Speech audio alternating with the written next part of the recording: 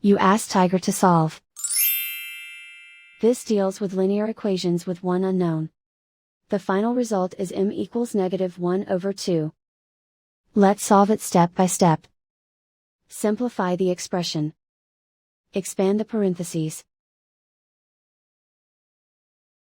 Simplify the arithmetic. Multiply the coefficients. Group like terms. Simplify the arithmetic. Group all constants on the right side of the equation. Subtract 8 from both sides.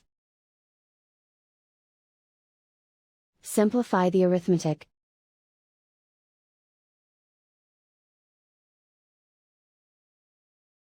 Isolate the m.